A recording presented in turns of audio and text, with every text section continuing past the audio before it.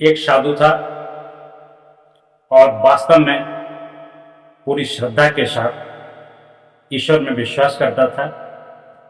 ईश्वर के सिवा उसे इस संसार में कोई अपना नहीं लगता था। एक दिन श्रावण का दिन था, घनघोर वर्षा हो रही थी।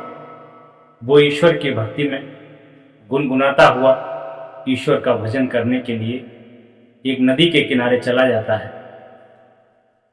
जाते जाते काफी समय हो जाता है और वो भूख प्यास से परेशान है, तो रास्ते में एक हलवाई की दुकान पड़ती है।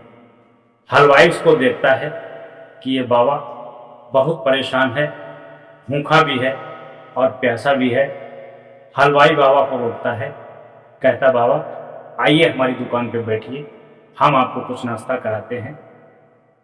वो हलवाई उस साधु संत को दही जलेबी का नाश्ता करवाता है और समोसे भी खिलाता है। बाबा की भूख मिट जाती है।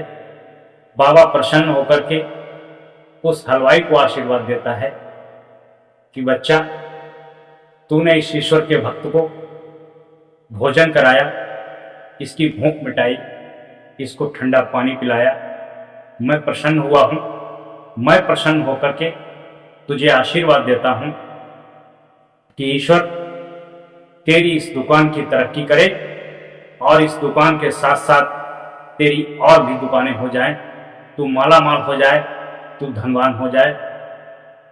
एक बात सदैव याद रखना, जब कोई व्यक्ति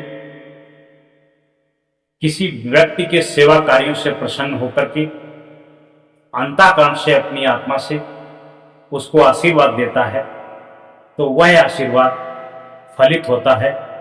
और जब कोई व्यक्ति किसी व्यक्ति के सताने से, परेशान करने से, अनावश्यक उसका हक मारने से उसके हृदय में पीड़ा होती है, उसके अंतःकरण और आत्मा में पीड़ा होती है, तब वह द्रवित होकर के उस व्यक्ति को बद्दुआ देता है, जिसे हमारे यहाँ की भाषा में हाय कहते हैं कि गरीब की हाय मत लेना।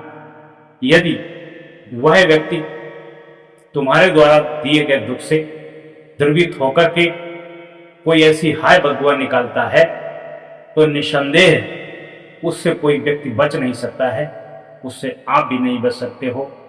तो कृपया करके किसी की कोई चीज ले लेना, उसकी स्वीकृति और प्रेम से ले लेना, लेकिन कि किसी की बद्दुआ मत लेना, क्योंकि बद्दुआ का कोई इलाज नहीं है। बद्दुआ आपको ऐसे दंदल के गड्ढे में गाड़ देगी, दुख के गड्ढे में गाड़ देगी कि आपका वहां से निकलना मुश्किल हो जाएगा, असंभव हो जाएगा, क्योंकि कर्म फल किसी का पीछा नहीं छोड़ते हैं। तो वो बाबा आगे चल करके पुनः अपनी मस्ती में हरि का गुणगान करते हुए जा रहा है, और रास्ते में जब बरसात का पानी सड़क पर भरा होता है, तो तेज तेज चलने के कारण एक नवयुवक कपल अपनी पति पत्नी के साथ वो भी आ रहे थे।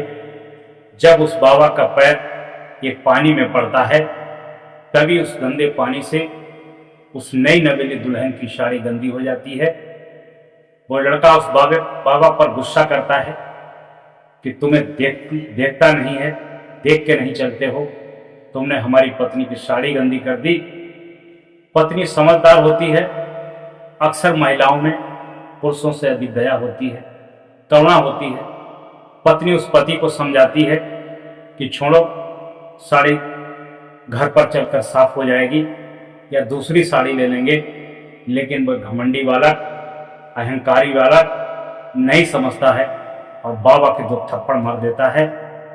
कोई बात नहीं, बाबा मुस्कुरा करके आसमान की ओर देखता है और कहता है कि धन्य है ईश्वर तेरी महिमा, कोई तो भूखे को दही जलेबी खिलाता है, समोसा खिलाता है, और कोई अज्ञातवश हुई भूल से बाबा को थप्पड़ मारता है। और इतना कह करके बाबा ईश्वर का गुणगान करते हुए चला जाता है। वही दंपत्ति जब अपने घर में आते हैं, तो घर का चबूतरा ऊंचा था। सीढ़ियों पे चढ़ते वक्त उस लड़के का पैर फिसलता है और उसके सर में इतनी चोट आती है कि सर फट जाता है, इतना खून बहता है। सभी लोग इकट्ठे होते हैं। उसकी नवविवाहित पत्नी कहती है कि इसने बाबा को बिना मतलब में 2 थप्पड़ मारा था। मेरे बार बार कहने के बाद भी ये नहीं माने थे। बाबा ने कुछ ऐसा श्राप दे दिया जिसकी वजह से इनको चोट आई और इनका सर फट गया। घर के और भी घमंडी अहंकारी लोग आगे चल करके बाबा को ढूंढते हैं, कहते हैं उस बाबा को जरूर मारेंगे। इतनी छोटी सी बात पर उसने ऐसा दुराशीर्वाद दे दिया कि उसकी खपड़ी फट गई और उसकी जान जाते जाते बची। वह चल करके आगे बाबा का घेराव करते हैं। बाबा अपनी भक्ति में मगन है, हरि का गुणगान करता है। बाबा कहता है कि मैंने उसका कोई अभिशाप नहीं दिया है और ना ही मैंने उसको कोई बददुआ दी है। फिर वह लोग पूछते हैं आखिर ऐसा क्या है कि उसकी खोपड़ी फट गई, उसकी जान जाते जाते बची। बाबा सबको बैठाता है कि तुम्हें मुझे मारना है तो मार लेना, लेकिन हमारी भी एक बात सुनते जाओ। बाबा बताता है कि मेरे चलने से बरसात के पानी से कुछ छींटे पड़ करके उसके यार उसकी दुल्हन की साड़ी गंदी हो गई। वो साड़ी की गंदगी देख करके उससे रहा नहीं गया। उससे इतना अटूट प्रेम था और उस प्रेम को देख करके उसने हमारे 2 थप्पड़ जड़ दिए। इसी प्रकार से मैं भी ईश्वर से इतना प्रेम करता हूं कि ईश्वर को उस व्यक्ति द्वारा मुझ पर मारे गए 2 थप्पड़ को उस ईश्वर ने नहीं देख पाया, उसने उसकी खोपड़ी फोड़ दी। अब तुम जो चाहो वो कर सकते हो। न मैंने उसके लिए बद्दुआ की है न दुआ की है। जो जैसा करेगा वो वैसा भरेगा।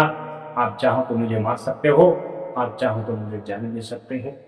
जिसका ईश्वर पर अटूट प्रेम होता है, अटूट श्रद्धा होती है, ईश्वर कहीं न कहीं उसे किसी न किसी रूप में वो चीज उपलब्ध कराते हैं, उसकी मनोकामना पूर्ण कराते हैं। इसलिए जो माने या ना माने, लेकिन वास्तव में इस दुनिया में ईश्वर के बिना और समय से पहले और भाग्य से ज्यादा किसी को आज तक कुछ प्राप्त नहीं हुआ है।